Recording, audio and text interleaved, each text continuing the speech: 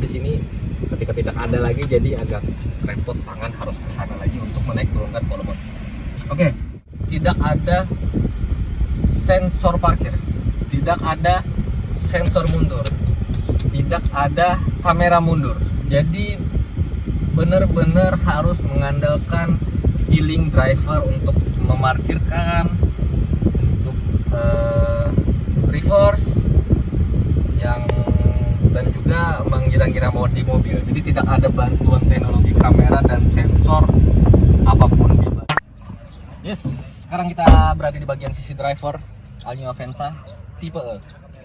Dan kuncinya begini, biasa saja, belum remote alarm, tapi belum remote start stop. Oke, kita nyalakan aja. Jadi kita bisa membahas beberapa panel-panel dan kisi-kisi di bagian drive. Ini bagian odometer analog, tapi dia ada MID digital, menampilkan jarak tempuh, keadaan BBM, odometer, dan keterangan buka tutup pintu. Oke, kita nyalakan AC. Ini kecepatan kipas dan semuanya sudah digital sama seperti TPG. Ini naik turun suhu. Kalau maxku ini paling maksimalnya. Peringatan notif passenger antara masang sabuk pengaman dan tidak. Dan ini yang seharusnya di tipe G manual yang pernah kita bahas kemarin, ada start stop tombol start stop button, engine button. Tapi di tipe E ini dihilangkan. Oke. Transmisi manual dengan masih ada ruang penyimpanan sedikit di sini, dan di sini ada sok USB port. USB port, tapi power socket masih sama seperti tipe G. Di sini juga ada 12 volt. Oke, ada sedikit storage di sini. Handbrake model manual, handbrake model otot. Ruang penyimpanan tanpa separator dan ruangnya tidak terlalu luas. Oke, ini bagian head unit sudah. Head unitnya dibandingkan tipe G, dia lebih kecil, ukurannya kurang 3 cm, jadi ini sekitar 8 cm. Karena di tipe G kita menemui head unit yang besarnya 10 inci tanpa ada rumahan, tanpa ada ininya, pocket. Jadi di tipe E dia punya semacam mounting gitu loh, jadi dia menyatu dengan bagian dashboard. Isi AC plastik sebagai biasa, tapi tidak ada kosmetik list silver seperti yang kita temui di TPG. Jadi semuanya all black, semuanya hitam, dan SRS airbag bagian penumpang dan bagian driver di depan. Fiturnya sebenarnya secara audio dia tidak se-surround, tidak se-stereo, dan tidak sebagus tipe G. Jadi ada beberapa bagian atau fitur yang dihilangkan di bagian sound system. Jadi suaranya itu kurang gitu, agak kurang aja dibandingkan tipe G.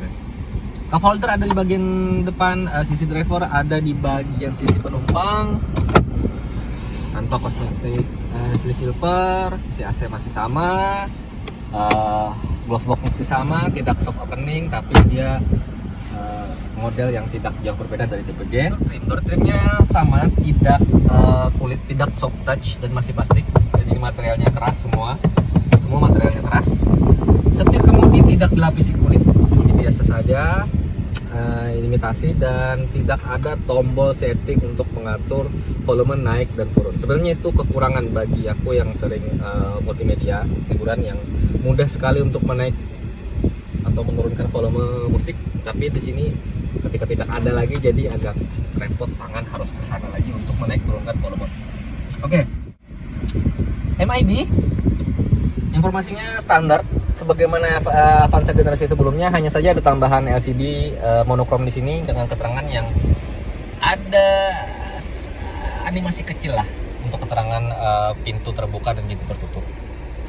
Oke, sini masih sama, lampu sen masih sama, lampu panjang, lampu pendek, lampu utama, wiper model standar manual, dan ini setir sudah tilt.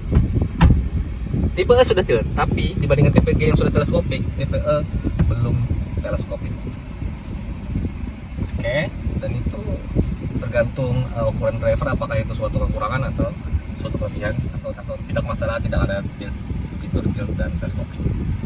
Selanjutnya di bagian door trim, yang sebelumnya kita sudah menemui di tipe G itu auto retract spion, dan di sini tidak ada tombol auto retract, jadi spion akan kita tutup dengan manual dengan tangan, belum elektrik. Power window auto di bagian driver dan manual di ketiga sisi penumpang. Cup holder dengan 3 separator yang masih muat 3 sampai 4 botol kecil mungkin. Di sisi penumpang masih sama, dan perbedaan di tipe G, di sini handle-nya warna hitam plastik.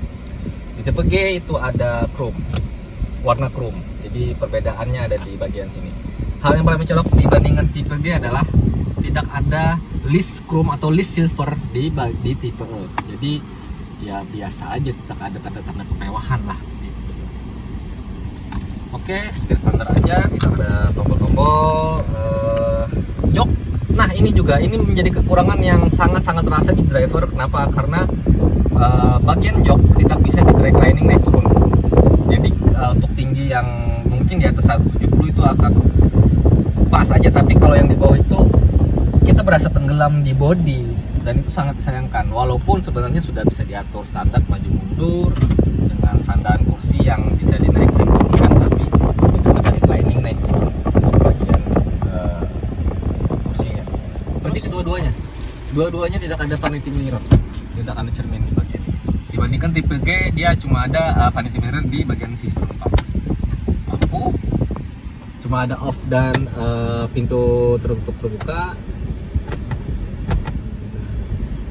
Spion belakang, spion tengah yang auto dimming. 1 atau 2 lagu untuk merasakan yang menurut aku sih agak kurang dibandingkan tipe G. Dia seperti ada fitur yang dikurangi, dan itu sangat terasa.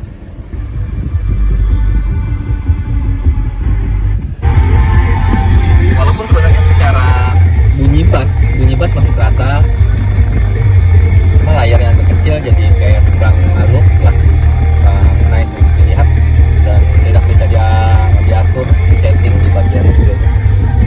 Jadi ya sudah, driver experience-nya, dan itu saja. Yang penting sudah tahu mana bagian yang dikurangi, mana bagian yang sebenarnya masih oke, atau bagian yang ini penting, ini sangat penting. Karena apa?